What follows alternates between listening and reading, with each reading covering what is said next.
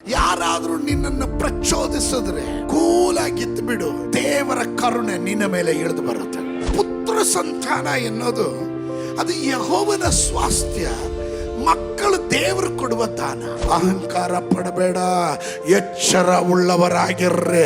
ಯಾಕಂದ್ರೆ ಪ್ರವೋಕ್ ಮಾಡುವವರು, ಕೆಣಕುವವರ ಮುಂದೆನೆ ದೇವರು ಅವ್ರನ್ನ ಸನ್ಮಾನಿಸ್ತೀನಿ ಅಂತ ಹೇಳಿದನು. ಇರುವವನು ಇಲ್ಲದವರನ್ನ ಕೆಣಕಕ್ಕೆ ಹೋಗಬಾರದು. ಸಮ್ಟೈಮ್ಸ್ ಒಬ್ಬೊಬ್ಬರಲ್ಲಿ ಒಂದೊಂದು ವೀಕ್ನೆಸ್ ಇಟ್ಟಿರು, ಕೊರತೆಗಳನ್ನು ಇಟ್ಟಿರ್ತಾನೆ. ಅದರ ಕೊರತೆ ಏನಕ್ಕೆ ಇಟ್ಟಿದ್ದಾನೆ ಅಂದ್ರೆ ಅದರ ಮೂಲಕ ದೇವರ ನಾಮ ಮಹಿಮೆಗೊಳ್ಳಬೇಕು. ನಿನ್ನನ್ನು ಕೆಣಕುವವರು ಕೆಣಕ್ತಾ ಇರಲಿ, ನಿನ್ನ ನಿಂದಿಸುವವರು ನಿಂದಿಸ್ತಾ ಇರಲಿ, ಅವರ ಎದುರಿನಲ್ಲಿ ದೇವರು ನಿನ್ನನ್ನು ಅಭಿವೃದ್ಧಿ ಮಾಡ್ತಾನೆ. ಸಿಗ್ಲಿಲ್ಲ ಆದ್ರೂ ಸ್ತೋತ್ರ. ಬಟ್ ಮೈ ಗಾಡ್ ಪ್ರಾಮಿಸ್ಡ್, ನನ್ನ ದೇವರು ವಾಗ್ದಾನ ಮಾಡಿದಾನೆ, ಅದು ನೆರವೇರುತ್ತೆ. ಕೀರ್ತನೆಗಳ ಪುಸ್ತಕ 23ನೇ ಕೀರ್ತನೆ 5ನೇ ವಚನವನ್ನು ನಾವು ಓದೋಣ. 5ನೇ ವಚನವನ್ನು ಓದೋಣ. ಅನಂತರ ಆದಿಕಾಂಡ ಪುಸ್ತಕ 50ನೇ ಅಧ್ಯಾಯದ 50ನೇ ಅಧ್ಯಾಯದ 20ನೇ ವಾಕ್ಯವನ್ನು ಸಹ ಇದರ ಸಂಗಡವಾಗಿ ನಾವು ಓದಿಕೊಳ್ಳುವಂತರಾಗಿರೋಣ. ವೈರಿಗಳ ಮುಂದೆಯೇ ನೀನು ನನಗೋಸ್ಕರ ಔತಣ ಸಿದ್ಧಪಡಿಸುತ್ತಿ, ನನ್ನ ತಲೆಗೆ ತೈಲವನ್ನು ಹಚ್ಚಿಸುತ್ತಿ, ನನ್ನ ಪಾತ್ರೆಯು ತುಂಬಿ ಹೊರಸೂಸುತ್ತದೆ. ಆದರೆ ದೇವರು ಮೇಲಾಗಬೇಕೆಂದು ಸಂಕಲ್ಪಿಸಿದನು. ಈಗ ಅನುಭವಕ್ಕೆ ಬಂದ ಪ್ರಕಾರವೇ ಅನೇಕ ಪ್ರಾಣಿಗಳಿಗೆ ಸಂರಕ್ಷಣೆ ಉಂಟಾಗುವಂತೆ ಮಾಡಿದನು. ಕಣ್ಣುಗಳನ್ನು ಮುಚ್ಚೋಣ, ಪ್ರಾರ್ಥನೆ ಮಾಡೋಣ. ಪರಲೋಕವನ್ನು ಭೂಲೋಕವನ್ನುಂಟು ಮಾಡಿದ ನಮ್ಮ ಸರ್ವಶಕ್ತನಾದ ದೇವರೇ, ನಿತ್ಯನಾದ ತಂದೆ, ವಾಕ್ಯವು ನಿನ್ನದು. ನೀನು ಮಾತನಾಡು. ನಿನ್ನ ಮಕ್ಕಳಾದ ನಾವುಗಳು ಕರ್ತನೇ ನಿನ್ನ ಶಬ್ದವನ್ನು ಕೇಳುವುದಕ್ಕೆ ವಿಧಿಯರಾಗುತ್ತೇವೆ. ಏಕಾಗ್ರತೆಯನ್ನು ಕೊಡು. ಪವಿತ್ರಾತ್ಮನು ತಾನೇ ಪ್ರತಿಯೊಂದು ವ್ಯಕ್ತಿಗಳ ಹೃದಯಗಳಲ್ಲಿ ಮಾತನಾಡಲಿ, ವಾಕ್ಯವು ಕ್ರಿಯೆ ಮಾಡಲಿ. ಎಲ್ಲ ಅಡೆತಡೆಗಳನ್ನು ಯೇಸುವಿನ ನಾಮದಲ್ಲಿ ನಾನು ಶಪಿಸ್ತೇನೆ. ಸಾನ್ನಿಧ್ಯಾನದಿಂದ ಮರೆಮಾಚು, ಕ್ರೂಜೆಯ ಮರೆಯಲ್ಲಿ ನಮ್ಮನ್ನು ಮರೆಮಾಚು. ಯೇಸುವಿನ ನಾಮದಲ್ಲಿ ಬೇಡ್ತೇನೆ. ಜನ ಗಟ್ಟಿಯಾಗಿ ಹೇಳ್ರಿ, ಮತ್ತೊಮ್ಮೆ ಹೇಳ್ರಿ, ಮಗದೊಮ್ಮೆ ಹೇಳ್ರಿ. ಪಕ್ಕದಲ್ಲಿ ಇರೋರಿಗೆ ಕೈ ಕೊಟ್ಟು ಮುಖ ನೋಡಿ ಹೇಳ್ರಿ, ಕೈ ಕೊಟ್ಟು ಮುಖ ನೋಡಿ ಹೇಳ್ರಿ. ವೈರಿಗಳ ಮುಂದೆಯೇ ನೀನು ನನಗೋಸ್ಕರ ಔತಣವನ್ನು ಸಿದ್ಧಪಡಿಸ್ತೀಯ. ಈ ತಿಂಗಳಿಗೆ ದೇವರು ಕೊಟ್ಟಿರುವಂಥ ಆಲೋಚನೆ month of provoke for promotion. ಬಡ್ತಿಗಾಗಿ ಕೆಣಕಿಸಲಾಗಿದೆ ಅಂತ. ಬಡ್ತಿಗಾಗಿ, ಬಡತನಕ್ಕಾಗಲ್ಲ, ಬಡ್ತಿಗಾಗಿ ಕೆಣಕಿಸಲಾಗಿದೆ ಅಂತ. ನಿನ್ನನ್ನು ಕೆಣಕಿ ತಪ್ಪು ಮಾಡಿಬಿಟ್ವಿ ಅನ್ನೋದು ಗೊತ್ತಾಗ ರೀತಿಯಲ್ಲಿ ದೇವರು ನಿಮ್ಮನ್ನು ಸನ್ಮಾನಿಸುವಂಥ ತಿಂಗಳಾಗಿರುತ್ತೆ. ಹಲ್ಲೆಲೂಯ. ವೈರಿಗಳ ಮುಂದೆಯೇ ನೀ ನನಗೋಸ್ಕರ ಔತಣವನ್ನು ಸಿದ್ಧಪಡಿಸುತ್ತಿ, ನನ್ನ ತಲೆಗೆ ತೈಲವನ್ನು ಹಚ್ಚಿಸುತ್ತಿ, ನನ್ನ ಪಾತ್ರೆಯು ತುಂಬಿ ಹೊರಸೂಸುತ್ತದೆ. ನನ್ನ ಪಾತ್ರೆಯು ತುಂಬಿ ಹೊರಸೂಸುತ್ತದೆ. Provoke means to deliberately annoy. ಉದ್ದೇಶಪೂರ್ವಕವಾಗಿ ಕಿರಿಕಿರಿ ಮಾಡೋದೇ ಈ ಕೆಣಕೋದು ಅನ್ನೋದು. ಸುಮ್ಗಿರ್ಲಾರ್ದೆ ಕೆಣಕೋದು, ಸುಮ್ಗೆ ಕೆಣಕೋದು. ಒಬ್ಬ ಪ್ರಾರ್ಥನೆ ಮಾಡೋದಕ್ಕೆ ದೇವಾಲಯಕ್ಕೆ ಬಂದ. ಅವನು ನೀತಿವಂತನು ಎಂಬ ಹೆಸರಿನಲ್ಲಿ. ಇನ್ನೊಬ್ಬ ಪಾಪಿನೂ ಬಂದ. ದೇವಾಲಯದಲ್ಲಿದ್ದಂಥ ನೀತಿವಂತನು ಪ್ರಾರ್ಥನೆ ಮಾಡುವಾಗ ಅವನಿಗೆ ದೇವರ ಮೇಲೆ ಎಲ್ಲ ಕಾನ್ಸಂಟ್ರೇಷನ್, ಅವನ ಕಾನ್ಸಂಟ್ರೇಷನ್ ಪೂರ್ತಿಯಾಗಿ ಈ ಪಾಪಿಯನ್ನು ನೋಡಿ ನೋಡಿ ಉರ್ಕೋತಾ ಇದ್ದ. ಪಾಪಿಯನ್ನು ನೋಡಿ ಉರ್ಕೋತಾ ಇದ್ದ. ನಾನು ಯಾರು, ಇವನು ಯಾರು, ನನ್ನ ಯೋಗ್ಯತೆ ಏನು, ಇವನ ಯೋಗ್ಯತೆ ಏನು, ಇವನು ಏನು ಇಲ್ಲಿ ಅಂತ. ಆದರೂ ಪ್ರಾರ್ಥನೆ ಮಾಡ್ತಾ ಇರೋದು ಯಾರ ಹತ್ರ ಗೊತ್ತಾ? ದೇವ್ರ ಹತ್ರ. ದೇವ್ರ ಹತ್ರ ಹೇಳಿದ, ಸ್ವಾಮಿ ನಾನು 3 ಆವರ್ತಿ ಪ್ರಾರ್ಥನೆ ಮಾಡ್ತೀನಿ, ದಶಮಾಂಶ ಕೊಡ್ತೀನಿ, ಸಭೆಯ ಎಲ್ಲ ಕಾರ್ಯಗಳಿಗೂ ನನ್ನನ್ನೇ ನಾನು ತೊಡಗಿಸ್ಕೋತೀನಿ. ನೋಡಿ ಇಲ್ಲಿದ್ದಾನಲ್ಲ ಪಾಪಿ, ಅವನ ಥರ ಅಲ್ಲ ನಾನು ಅಂತ.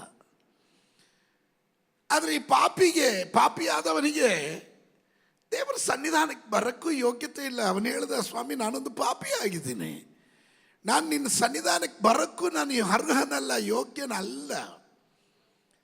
ತನ್ನನ್ನೇ ತಾನು ತಗ್ಗಿಸಿ ಅವನು ಪ್ರಾರ್ಥನೆ ಮಾಡ್ತಾನೆ. ಸತ್ಯವೇದ ಗ್ರಂಥ ಬಹಳ ಸ್ಪಷ್ಟವಾಗಿ ಹೇಳುತ್ತೆ, ಆ ಪಾಪಿಯನ್ನು ದೇವರು ನೀತೀಕರಿಸಿದನು, ನೀತಿವಂತನು ಅವನ ಪ್ರಾರ್ಥನೆ ದೇವರು ಕೇಳಲಿಲ್ಲ ಎಂಬುದಾಗಿ. Sometimes provoking to deliberately annoying, ಮತ್ತೊಬ್ಬರನ್ನ ಉದ್ದೇಶಪೂರ್ವಕವಾಗಿಯೇ ಕೆಣಕೋದು, ಇದು ಆ ಟೈಮಲ್ಲಿ ನೀನು ದೊಡ್ಡವನು ಅಂತ ತೋರಿಸುತ್ತೆ. ಆದರೆ ನಿನ್ನ ದೇವರು ನಿನ್ನನ್ನು ಚಿಕ್ಕವನಾಗಿ ಮಾಡಿಬಿಡ್ತಾನೆ. It means to incite by arousing anger. ನೋಡ್ರಿ, ಈ ಕೆಣಕೋದು ಅಂದರೆ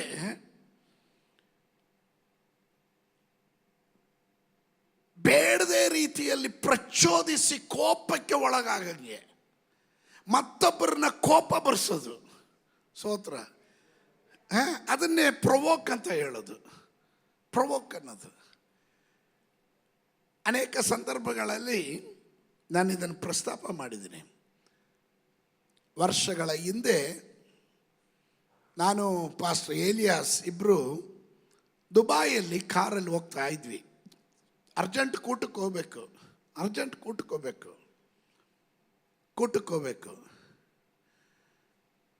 ಸಿಕ್ಕಾಪಟ್ಟೆ ಟ್ರಾಫಿಕ್ಕು. ಅಲ್ಲೆಲ್ಲ ಲೈನ್ ಡಿಸಿಪ್ಲಿನ್ ಇದೆ. ಲೈನ್ ಡಿಸಿಪ್ಲಿನ್ ಅಂದರೆ ಗಾಡಿ ಲೈನಲ್ಲೇ ಹೋಗ್ಬೇಕು. ಲೈನ್ ಅದನ್ನು ಕಟ್ ಮಾಡೋಂಗಿಲ್ಲ. ಅರ್ಜೆಂಟ್ ಆಗಿದ್ದರಿಂದ ಪಾಸ್ಟರ್ ಏಲಿಯಾಸ್ ಒಂದು ಲೈನನ್ನು ತಪ್ಪಿಸಿ ಇನ್ನೊಂದು ಒಳಗಡೆ ನುಗ್ಗಿಸಿ ಜಿಗ್ಜಾಗ ಗಾಡಿ ತೆಗೆದ್ರು. ಹಿಂದೆ ಇರೋನು ಹಾರು ನೋಡೋದು, ಮುಂದೆ ಬಂದು ಬೈತಾ ಇದ್ದ. ಏಲಿಯಾಸ್ ಪಾಸ್ಟರ್ ಅವನ್ನ ನೋಡ್ತಾನೇ ಇಲ್ಲ. ನಾನು ಇವನು ಯಾಕೆ ಹಿಂಗೆ ಇಷ್ಟೊಂದು ಬೈತಾ ಇದ್ದಾನೆ, ಹೋಗ್ಲಿ ಬಿಡು, ಆಗೋಯ್ತು ಅಲ್ವಾ ಅಂತ ನಾನು ನೋಡ್ತಾ ಇದ್ದೀನಿ. ಅವನು ಬೈತಾನೆ ಸಿಕ್ಕಾಪಟ್ಟೆ. ಪಾಸ್ಟರ್ ಹೇಳ್ತಾ ಹತ್ತು ಕಡೆ ನೋಡಬೇಡ್ರಿ ಅಂತ. ಯಾಕೆ ಅಂದರೆ ಇವರು ಪ್ರೊವೋಕ್ ಮಾಡಿದ್ದು ಇವ್ರಿಗೆ ಅರ್ಥ ಆಯಿತು, ನನಗೆ ಅರ್ಥ ಆಗಲಿಲ್ಲ. ಆಮೇಲೆ ಸಮ್ಟೈಮ್ಸ್ ಕೆಲವರನ್ನ ಕೋಪ ಬರುವ ಹಾಗೆ ಪ್ರಚೋದಿಸೋದು, ಸುಮ್ಗೆ ಕೆಣಕೋದು ಇದನ್ನೇ ಹೇಳೋದು ಪ್ರೊವೋಕ್ ಅಂತ. ಜ್ಞಾನೋಕ್ತಿಗಳ ಪುಸ್ತಕ 15:1 ನಾವು ಹೀಗೆ ಕಾಣ್ತೇವೆ, ಮೃದುವಾದ ಪ್ರತ್ಯುತ್ತರವು ಸಿಟ್ಟನ್ನು ಹಾರಿಸುವುದು, ಬೀರು ನುಡಿಯು ಸಿಟ್ಟನ್ನು ಏರಿಸುವುದು. ಸ್ತೋತ್ರ. ಮೃದುವಾದ ಮಾತು, ರೆಸ್ಪೆಕ್ಟ್ಫುಲ್ ಪೊಲೈಟಾಗಿ ಮಾತನಾಡಿದ್ರೆ ಎಂಥ ಕೋಪಿಷ್ಟನು ತಣ್ಣಗಾಗ್ತಾನೆ. ಸ್ತೋತ್ರ. ನೀನು ಸಿಟ್ಟಲ್ಲಿ ಮಾತಾಡು, ಸಿಟ್ಟು ಬರ್ದಿರೋನು ಸಿಟ್ಟು ಮಾಡ್ಕೋತಾನೆ. ನೀನು ಸಿಟ್ಟಲ್ಲಿ ಮಾತಾಡಿದ್ರೆ ಕೋಪದ ಅದನ್ನು ನೀನು ಪ್ರಚೋದಿಸ್ತಾ ಇದೀಯ. Amen. So whenever you say provoke, anger is involved. ಯಾವಾಗ ನೀವು ಮತ್ತೊಬ್ಬರನ್ನ ಕೆಣಕ್ತಿರೋ ಅದರಲ್ಲಿ ಕೋಪ ಎನ್ನೋದು ಬೆರಿಕೆ ಆಗಿಬಿಡುತ್ತೆ, ಅದರ ಪಾತ್ರ ವಹಿಸ್ಬಿಡುತ್ತೆ. ಆಮೇಲೆ ಅದಕ್ಕೆ ನೋಡ್ರಿ, ಕೆಲವೊಮ್ಮೆ ಈ ತಮಾಷೆ ಅರ್ಥ ಮಾಡ್ಕೊಳಕ್ಕಾಗದೇ ಇರೋರು ತಮಾಷೆಗೆ ಹೇಳೋದನ್ನು ಸೀರಿಯಸ್ ಆಗಿ ತಗೊಂಡ್ಬಿಡ್ತಾರೆ. ಅಮಾಷೆ ಅಂತಾರೆ. ತಮಾಷೆ ಮಾಡೋಕ್ಕೆ ಹೋದೆ, ಅವನೇನು ಇಷ್ಟೊಂದು ಸೀರಿಯಸ್ ಆಗ್ಬಿಟ್ಟ ಅಂತ. ತಮಾಷೆ ಕೆಲವರಿಗೆ ಬಿಡ್ರಿ, ಕೆಲವರಿಗೆ ಹಾಸ್ಯ ರಸ ಇರಲ್ಲ, ಅಂಥವ್ರ ಹತ್ರ ಹಾಸ್ಯ ಮಾಡೋಕ್ಕೆ ಹೋಗ್ಬೇಡ್ರಿ. ಸ್ತೋತ್ರ. ಹಲ್ಲೆಲೂಯ. ಅಂಥವ್ರ ಹತ್ರ ಹೇಗೆ ನಡ್ಕೊಬೇಕು ಅನ್ನೋದು ಜ್ಞಾನ ಇರಲಿ. ಸ್ತೋತ್ರ. ನೀನು ಒಳ್ಳೇದೇ ಮಾಡೋಕ್ಕೆ ಹೋಗಿರ್ತೀಯ, ಯಾಕೆ ಬೈಸ್ಕೋತೀಯ? ಸ್ತೋತ್ರ. ಗಮನಿಸ್ರಿ, there will always be something or someone in this life to provoke you. ನಿಮ್ಮ ಜೀವನದಲ್ಲಿ ಯಾರೋ ಎಲ್ಲೋ ಏನೋ ರೀತಿಯಲ್ಲಾದರೂ ನಿಮ್ಮನ್ನು ಪ್ರಚೋದಿಸುವವರು, ಕೆಣಕುವವರು, ನಿಮ್ಮನ್ನು ಕೆಣಕುವವರು ಇದ್ದೇ ಇರ್ತಾರೆ ಈ ಜೀವನದಲ್ಲಿ. ಸ್ತೋತ್ರ. ಅದಕ್ಕೆ ಯೇಸು ಸ್ವಾಮಿ ಒಮ್ಮೆ ಹೇಳಿದ್ರು, put back your sword in his place ಅಂತ. ನಿನ್ನ ಕತ್ತಿಯನ್ನು ಒಳಗಡೆ ಹಾಕು. ಕತ್ತಿಯನ್ನು ಎತ್ತುವವನು ಕತ್ತಿಯಿಂದನೇ ಹತನಾಗುತ್ತಾನೆ. Put back your sword in his place. That means somebody is provocating you. ಯಾರಾದರೂ ನಿನ್ನನ್ನು ಪ್ರಚೋದಿಸಿದ್ರೆ ಕೂಲಾಗಿದ್ದು ಬಿಡು. ಸ್ತೋತ್ರ. ದೇವರ ಕರುಣೆ ನಿನ್ನ ಮೇಲೆ ಇಳಿದು ಬರುತ್ತೆ. ಸ್ತೋತ್ರ. ಒಂದು ಕಾರ್ಯ ಮಾಡಿ, ನೀನು ಮನೆಗೆ ಹೋಗಿ ಮೊಣಕಾಲು ಹಚ್ಚಿ ಪ್ರಾರ್ಥನೆ ಮಾಡು. ದೇವರೇ, ಆ ಸಹೋದರ ನನ್ನ ಹತ್ರ ಕೋಪ ಮಾಡಿಕೊಂಡ, ಸಿಟ್ಟು ಮಾಡಿಕೊಂಡ, ನನಗೆ ಗೊತ್ತಿಲ್ಲ ಅದು ಏನಕ್ಕೆ ಮಾಡಿಕೊಂಡು, ಆದರೆ ದೇವರೇ ನೀನು ಕರುಣೆ ಉಳ್ಳ ದೇವರು, ನಿನ್ನ ಕೈಯಲ್ಲಿ ನಾನು ಒಪ್ಪಿಸ್ತೇನೆ, ಆತನಿಗೆ ಸಮಾಧಾನ ಕೊಡು. ನೀನೊಂದು ಪ್ರಾರ್ಥನೆ ಮಾಡಿ ಬಿಟ್ಬಿಡು, ಮಿಕ್ಕಿದ್ದು ನೋಡು, ದೇವರು ನೋಡ್ಕೋತಾರೆ. Amen. Put back your sword in his place. ಮೃದುವಾದ ಪ್ರತ್ಯುತ್ತರವು. ಕೆಲವ್ರಿಗೆ ಏನಾದರೂ ಕೇಳಿದ್ರೆ ಸಾಕು, ಗುರ್ ಅಂತಾನೆ ಉತ್ತರ ಹೇಳೋದು. ಏನು, ಹೇಗ, ಬಾ, ಹೋಗ್, ಗಾಡಿ, ಬಾ, ಬಾ, ಬಾ. ಅಯ್ಯೋ, ಇದು ಕೇಳವನನ್ನು ಸಿಟ್ಟೆಬ್ಬಿಸುತ್ತೆ. ಬೀರು ನುಡಿಯು ಸಿಟ್ಟನ್ನೇ ಏರಿಸುತ್ತದೆ. ಮೃದುವಾದ ಪ್ರತ್ಯುತ್ತರವು ಸಿಟ್ಟನ್ನು ಹಾರಿಸುತ್ತೆ. ಪೊಲೈಟಾಗಿ ಮಾತಾಡ್ರಿ, ಪೊಲೈಟಾಗಿ ಮಾತಾಡ್ರಿ. ನಿಮ್ಮ ಜೀವನದಲ್ಲಿ ಇದನ್ನು ಅಭ್ಯಾಸ ಮಾಡಿಕೊಡ್ರಿ. ಶತ್ರು ಮಾತಾಡ್ತಾನೆ, ವೈರಿಗಳು ಮಾತಾಡ್ತಾರೆ, ಲೆಟ್ ಇಟ್ ಬಿ. ವೈರಿಗಳ ಎದುರಿನಲ್ಲಿ ದೇವರು ನಿಮಗೋಸ್ಕರ ಒಂದು ಔತಣವನ್ನು ಸಿದ್ಧ ಮಾಡ್ತಾನೆ. ನಿಮ್ಮ ಜೀವನದಲ್ಲಿ ನಿಮ್ಮನ್ನು ಸಿಟ್ಟೆಬ್ಬಿಸುವವರು, ನಿಮ್ಮನ್ನು ಕೆಣಕುವವರು ಇದ್ದೇ ಇರ್ತಾರೆ. ಆಫೀಸಲ್ಲಿ ಇರ್ಬೋದು, ಕಾಲೇಜಲ್ಲಿ ಇರ್ಬೋದು, ಸಭೆಗೆ ಬಂದರೂ ಇರ್ಬೋದು. ಕೆಲವರು ನನಗೆ ಅನಿಸ್ದಂಗೆ ಮನೇಲಿ ಗಲಾಟೆ ಮಾಡಿಬಿಟ್ಟು ಸಭೆಗೆ ಬರ್ತಾರೆ. ಆ ಕೋಪ ಎಲ್ಲಿ ಚೆಲ್ಲೋದು ಅನ್ನುವಾಗ ಇವ್ರ ಪಾಪ ನಮಸ್ಕಾರ ಬನ್ನಿ ಸಿಸ್ಟರ್ ಅಂತ ಹಿಂಗಂತಾರಲ್ಲ, ಇವರೇ ವೈರಿ ಅನ್ಕೊಂಬಿಡ್ತಾರೆ. ಸ್ತೋತ್ರ. ಅಂಥವ್ರು ಯಾರಾದರೂ ಇದ್ರೆ ಮಾನಸಾಂತರ ಹೊಂದಿ ನಿಮ್ಗೆ ಒಳ್ಳೇದು, ಮನ ತಿರ್ಕೊಳ್ರಿ. ಆಮೇಲೆ ಸಿಟ್ಟೇರಿಸೋದು ಬೇರೆ, ಸಿಟ್ಟು ಆರಿಸೋದು ಬೇರೆ. ಆಮೇಲೆ ಕೆಲವರಿಗೆ ಪ್ರತ್ಯೇಕ ಕೃಪೆ ಇದೆ, ಅಲ್ಲಲ್ಲಿ ಸ್ತೋತ್ರ. ಸಿಟ್ಟು ಬರ್ದಿರೋರನ್ನು ಸಿಟ್ಟು ಮಾಡಿಸೋದು ಹೆಂಗೆ ಅಂತ ಕೆಲವ್ರಿಗೆ ಗೊತ್ತು. ಅದನ್ನೇ ಕೆಣಕೋದು ಅಂತ ಹೇಳೋದು, ಅದನ್ನೇ ಕೆಣಕೋದು ಅಂತ ಹೇಳೋದು. ಗಮನಿಸ್ರಿ, sometime provocation is the only way to make us achieve something. ಕೆಲವೊಮ್ಮೆ ಈ ಪ್ರಚೋದನೆಗಳು, ಈ ಕೆಣಕೋದು ನಮಗೊಂದು ರೀತಿಯ ಆಶೀರ್ವಾದ, ನಮಗೊಂದು ರೀತಿಯ ಆಶೀರ್ವಾದ. ಆಮೇಲೆ ನಾನು ಈ ಅನ್ನ ಪ್ರಾರ್ಥನೆ ಮಾಡುವಂಥ ಒಂದು ಸ್ತ್ರೀ, ಅನ್ನಲ ಗಂಡ ಏಲ್ಕಾನನು. ಏಲ್ಕಾನನಿಗೆ 2 ಹೆಂಡತಿಯರು.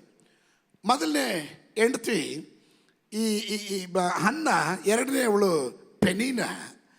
ಅಣ್ಣನಿಗೆ ಮಕ್ಕಳಿಲ್ಲ, ಪೆನಿನಾಗೆ ಮಕ್ಕಳು ವರ್ಷ ಒಂದೊಂದು. ಸ್ತೋತ್ರ. ಮೊಲ ಮರಿ ಆಗ್ತಾನೇ ಇದ್ರು ಮರಿ ಮಕ್ಕಳು. ಸ್ತೋತ್ರ. ಆಮೇಲೆ ಇವಳು ಮರಿ ಮಕ್ಕಳು ಮರಿ ಅಲ್ವಲ್ಲ ಮಕ್ಕಳು. ಸ್ತೋತ್ರ, ಕ್ಷಮಿಸಿ.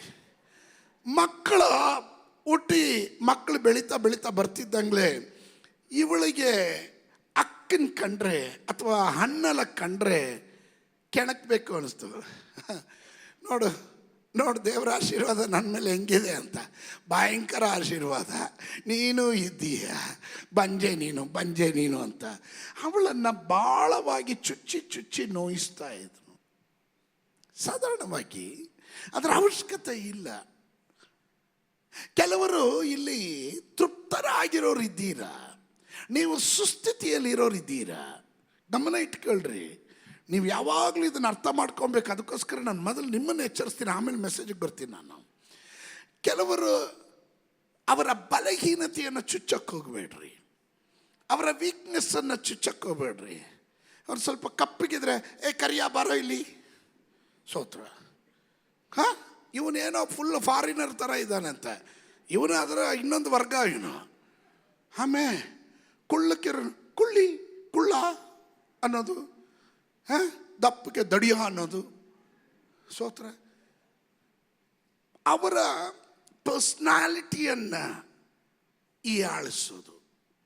ಅವ್ರಿಗೆ ಗೊತ್ತು ಇಲ್ಲಿ ಟಚ್ ಮಾಡಿದ್ರೆ ಅವರು ಪ್ರೊವೋಕ್ ಆಗ್ತಾರೆ ಅಂತ, ಇಲ್ಲಿ ಕೆಣಕಿದ್ರೆ ಅವ್ರಿಗೆ ಕೋಪ ಬರುತ್ತೆ ಅಂತ.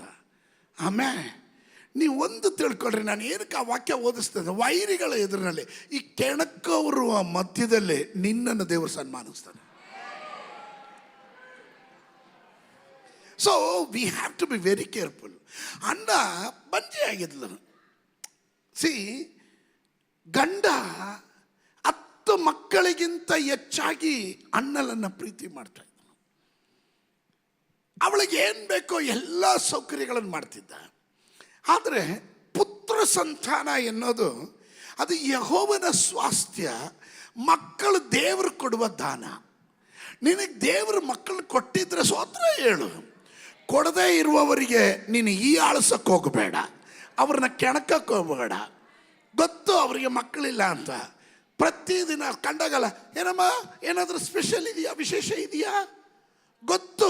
ಅವ್ರನ್ನ ನೋವು ತಿಂತಾ ಇದ್ದಾರೆ. ಅದ್ರ ಜೊತೆಗೆ ಇವ್ರು ಕೇಳೋದು, ಹೌದಾ, ಏನಿಲ್ವಾ, ನಾನು ಪ್ರಾರ್ಥನೆ ಮಾಡ್ತೀನಿ ಅಂತ. ಏನು ಗೊತ್ತಾ, ಸ್ತೋತ್ರ, ಪ್ರಾರ್ಥನೆ ಅಲ್ಲ ಅದು, ಒಳಗೆ ಹಾಕೊಂಡು ತಿವಿದಿದ್ದು. ಆಮೇಲೆ ಅವಳ ನೋವಿಂದ ಎಷ್ಟೋ ಸಿಸ್ಟರ್ಸ್ ನನ್ನ ಹತ್ರ ಹೇಳಿದ್ದಾರೆ, ಚರ್ಚಿಗೆ ಬರೋದಿಲ್ಲ ಅಂದ್ಬಿಟ್ರು ಅವರು. ಬೇಡ ಪಾಸ್ಟ್ರೆ, ನಾನು ಅಲ್ಲಿ ಬಂದರೆ ನೀವು ತುಂಬ ಒಳ್ಳೆಯವ್ರ ಪಾಸ್ಟ್ರೆ, ಸಭೆ ಒಳ್ಳೇದು, ಸಭೆ ಎಲ್ಲ ಒಳ್ಳೇದು ಮಾಡಿ, ದೇವರು ಒಳ್ಳೆ ಮಾಡಿದ್ದಾರೆ. ಈ ಕೆಲ ಜನರ ಮಾತುಗಳಿಂದ ನಮಗೆ ಅಲ್ಲಿ ಬಂದು ಆರಾಧನೆ ಮಾಡೋ ಮನಸ್ಸಮಾಧಾನನೇ ಇರಲ್ಲ. ಯಾಕೆ ಮಾಡ್ತೀರಾ ಹಾಗೆ? Don't provoke anybody. ಕೆಣಕ್ ಬೇಡ್ರಿ ಮತ್ತೊಬ್ಬರನ್ನ. ಅವರ ಕೊರತೆಗಳು, ನಾಳೆ ಅವ್ರಿಗೆ ಈ ಕೊರತೆ ಇರ್ಬೋದು, ನಾಳೆ ನಿನಗೆ ದೊಡ್ಡ ಕೊರತೆ ಎದ್ದು ಕಾಡ್ಬೋದು. ಆ ಟೈಮಲ್ಲಿ ನಿನಗೆ ಆರೋಗ್ಯ ಚೆನ್ನಾಗಿದ್ದಾಗ, ನಿನಗೆ ಬಲ ಇದ್ದಾಗ, ನಿನ್ನ ಕೈಯಲ್ಲಿ ಹಣ ಇದ್ದಾಗ, ನಿನಗೆ ಸ್ಥಾನ ಇದ್ದಾಗ ಅಹಂಕಾರ ಪಡಬೇಡ, ಎಚ್ಚರ ಉಳ್ಳವರಾಗಿರ್ರಿ. ಯಾಕಂದರೆ ಪ್ರೊವೋಕ್ ಮಾಡುವವರು, ಕೆಣಕುವವರ ಮುಂದೆನೆ ದೇವರು ಅವ್ರನ್ನ ಸನ್ಮಾನಿಸ್ತೀನಿ ಅಂತ ಹೇಳಿದನು. So whenever you say provoke, anger is involved. ನೀನು ಯಾರನ್ನ ಉದ್ವೇಗ ಮಾಡ್ತೀಯೋ, ಕೆಣಕ್ತೀಯೋ, ಅಲ್ಲಿ ಕೋಪಕ್ಕೆ ಕಾರಣವಾಗುತ್ತೆ, ಸಿಟ್ಟನ್ನು ಏರಿಸುತ್ತೆ. ಬೀರು ನುಡಿ ಸಿಟ್ಟನ್ನು ಏರಿಸುತ್ತೆ. ಮೃದುವಾದ ಪ್ರತ್ಯುತ್ತರ. ಅನ್ನ ಬಂಜೆ ಹಾಕಿದ್ದಳು. ಎಲ್ಕಾನನು 10 ಮಕ್ಕಳಿಗಿಂತ ಹೆಚ್ಚಾಗಿ ಅವಳನ್ನು ಪ್ರೀತಿಸ್ತಾ ಇದ್ದನು. ನೀವು 1 ಸಮುವೇಲನ ಪುಸ್ತಕದಲ್ಲಿ ಓದಿದ್ರೆ 1ನೇ ಅಧ್ಯಾಯದ 6 ಮತ್ತು 7ನೇ ವಾಕ್ಯವನ್ನು ಗಮನಿಸ್ರಿ. ಅಲ್ಲಿ ಅವಳನ್ನು ಕೆಣಕೋದನ್ನು ನಾವು ಕಾಣ್ತೀವಿ. ಇದಲ್ಲದೆ ಆಕೆಯ ಸವತಿಯು, ಯೆಹೋವನು ನಿನ್ನನ್ನು ಬಂಜೆಯನ್ನಾಗಿ ಮಾಡಿದ್ದಾನೆ, ಯೆಹೋವನು ನಿನ್ನನ್ನು ಬಂಜೆಯನ್ನಾಗಿ ಮಾಡಿದ್ದಾನೆಂದು ಹೇಳಿ ಆಕೆಯನ್ನು ಕೆಣಕಿ ನೋಯಿಸುತ್ತಿದ್ದಳು. ಏನು ಮಾಡ್ತಾ ಇದ್ಲು? ಕೆಣಕಿ ನೋಯಿಸ್ತಾ ಇದ್ಲು.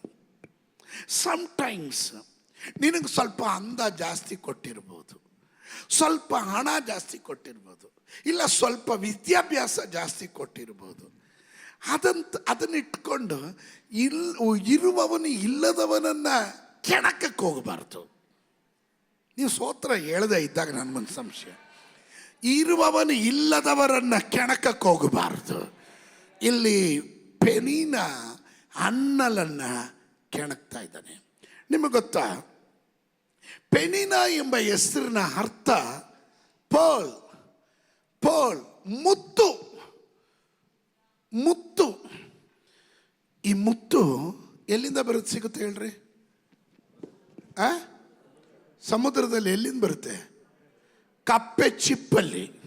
ಆಮೇಲೆ ಕಪ್ಪೆ ಚಿಪ್ಪಿಂದ ಮುತ್ತು ಹೊರಗಡೆ ಬರುತ್ತೆ. ಈ ಕಪ್ಪೆ ಚಿಪ್ಪಿನಲ್ಲಿ ಮುತ್ತು ಬರೋದಕ್ಕೆ ಸಮಥಿಂಗ್ ಪ್ರೊವೋಕಿಂಗ್ ಅಂತೆ. ಅಲ್ಲಿಂದನೇ ಮುತ್ತು ಉತ್ಪತ್ತಿ ಮಾಡುತ್ತೆ ಅಂತದು. ಆ ಕಪ್ಪೆ ಚಿಪ್ಪು ಅದು ಉತ್ಪತ್ತಿ ಮಾಡುತ್ತಂತೆ. ಸ್ತೋತ್ರ. ಅದು ಮುತ್ತು, ಹೊರಗಡೆ ಬರೋದು ಬ್ಲೆಸ್ಸಿಂಗ್, ಆಶೀರ್ವಾದ ಆಗೋಯ್ತು. ಯಾರೋ ಪ್ರವೋಕ್ ಮಾಡೋದು ಯಾರಿಗೂ ಆಶೀರ್ವಾದ. ಸ್ತೋತ್ರ ಹೇಳಲಿಲ್ಲ. ಪೆನಿನ ಕೆಣಕಿದ್ದು ಹನ್ನಲಿಗೆ ಅದು ಆಶೀರ್ವಾದವಾಯಿತು. ಪೆನಿನ ಪ್ರವೋಕ್ ಮಾಡಿದ್ದು ಅವಳ ಪ್ರಮೋಷನ್ಗೆ ಕಾರಣವಾಯಿತು. ಆಮೆನ್. ಪೆನಿನ ಪರ್ಲ್, ಮುತ್ತು. ಅನ್ನ ಎಂಬ ಹೆಸರಿನ ಅರ್ಥ ಗ್ರೇಸ್, ಫೇವರ್, ದಯೆ. ಇವಳಿಗೆ ದಯೆ ಇದೆ. ಹುಷಾರಾಗಿರ್ರಿ, ದಯೆ ಇರೋರ್ನ ಕೆಣಕಕ್ಕೆ ಹೋಗ್ಬೇಡ್ರಿ. ಪಕ್ಕದಲ್ಲಿರೋರು ಕೈ ಕೊಟ್ಟಳ್ರಿ, ದಯೆ ಇರೋರ್ನ ಕೆಣಕಕ್ಕೆ ಹೋಗ್ಬೇಡ್ರಿ. ದಯೆ ಇರೋರ್ನ ಕೆಣಕಿದ್ರೆ ದಯೆ ಎದ್ದು ಚಾರ್ಜ್ ಮಾಡುತ್ತೇನೆ ನಿನ್ನ. ಸ್ತೋತ್ರ, ಹಲ್ಲೆಲೂಯ. ದಯೆ ಲಭಿಸಿದವರೆಲ್ಲ ಗಟ್ಟಿಯಾಗೊಂದು ಆಮೇನ್ ಹೇಳ್ರಿ. ನನ್ನ ಮೇಲೆ ದೇವ್ರ ದಯೆ ಇದೆ. ನನ್ನನ್ನು ಕೆಣಕಿದವನು, ಅವನ ಮುಂದೆ ದೇವರು ನನಗಾಗಿ ಔತಣವನ್ನು ಸಿದ್ಧ ಮಾಡೋದಕ್ಕೆ ಮೇಜನ್ನು ಸಿದ್ಧ ಮಾಡ್ತಾ ಇದ್ದಾನೆ. Because I am carrying the favour from God. ಇವಳ ಹೆಸರಿನಲ್ಲೇ ಇದೆ ಫೇವರ್. ಇವಳ ಹೆಸರಿನಲ್ಲಿ ಮುತ್ತಿದೆ. ಆಮೇಲೆ ಪೆನಿನ ಇವಳು ಹನ್ನಲನ್ನ ನೋಯಿಸ್ತಾ ಇದ್ದಳು. It hurt Hannah, but God used it for good. ಇವಳು ಕೆಣಕಿದ್ದನ್ನ ದೇವರು ಒಳ್ಳೆಯದಾಗಿ ಟರ್ನ್ ಮಾಡಿಬಿಟ್ರು. ಸ್ತೋತ್ರ ಬರಲಿಲ್ಲ. ಹಲ್ಲೆಲೂಯ. ನೋಡ್ರಿ, ಈ ಬಂಜತನ ಎನ್ನೋದು ದೇವರು ಒಂದೊಂದು ಪದ್ಧತಿ ಇಟ್ಟಿರ್ತಾನೆ. ನೀವು 2 ಅರಸರುಗಳ ಪುಸ್ತಕ ಸೆಕೆಂಡ್ ಕಿಂಗ್ಸ್ 2:19 ಬನ್ರಿ. 2:19 ಬನ್ರಿ. ಯೆರಿಕೋವಿನ ಜನರು ಎಲೀಷನಿಗೆ, ನಮ್ಮ ಒಡೆಯನಾದ ನಿನಗೆ ಗೊತ್ತಿರುವಂತೆ ಈ ಊರು ಕಟ್ಟಲ್ಪಟ್ಟಿರುವ ಸ್ಥಳವು ಒಳ್ಳೆಯದಾಗಿದೆ. ನೋಡ್ರಿ, ಒಳ್ಳೆಯದಾಗಿದೆ. ಆದರೆ ನೀರು ಕೆಟ್ಟದ್ದಾಗಿರುವುದರಿಂದ ಬಂಜತನ ಹೆಚ್ಚು ಎಂದು ಹೇಳಿದರು. ಆಮೆನ್. ಇಲ್ಲಿನ ಊರು ಕಟ್ಟಲ್ಪಟ್ಟಿರೋ ಸ್ಥಳ ಎಲ್ಲ ಒಳ್ಳೆಯದಾಗಿದೆ.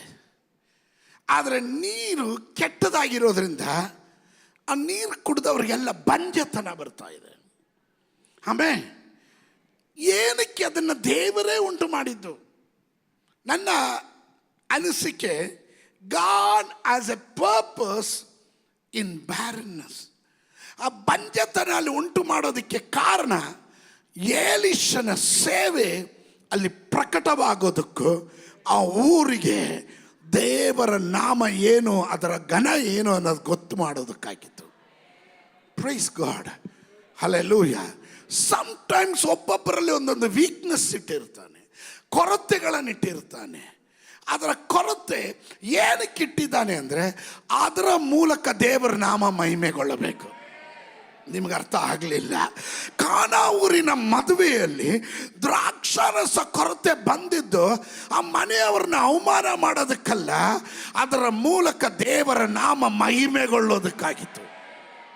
ನಿನ್ನಲ್ಲಿ ಬಂಜಾತನ ಬಂದಿದ್ದು, ನಿನಗೆ ಲೇಟ್ ಆಗ್ತಾ ಇರೋದು, ಮಕ್ಕಳು ದೊರಕದೆ ಇರೋದು, ಇದು ದೇವರು ನಿನ್ನನ್ನು ಅವಮಾನ ಮಾಡೋದಕ್ಕಲ್ಲ. ನಿನ್ನ ಮೂಲಕ ದೇವರು ನನಗೆ ಇಂಥ ಅದ್ಭುತ ಮಾಡಿದನು ಎಂದು ನೀನು ಸಾಕ್ಷಿಯಾಗಿ ನಿಲ್ಲತಕ್ಕಂತೆ ದೇವರ ಉದ್ದೇಶ ಬೇರೊಂದಿದೆ. ಕೆಣಕುವವರು ಕೆಣಕಲೆ, ನೋಯಿಸುವವರು ನೋಯಿಸಲೆ, ನಿಂದಿಸುವವರು ನಿಂದಿಸಲೆ. ದೇವರ ಉದ್ದೇಶ ಮತ್ತೊಂದಿದೆ, ಅದು ನಿನ್ನನ್ನು ಸನ್ಮಾನಿಸುವುದಾಗಿರುತ್ತದೆ.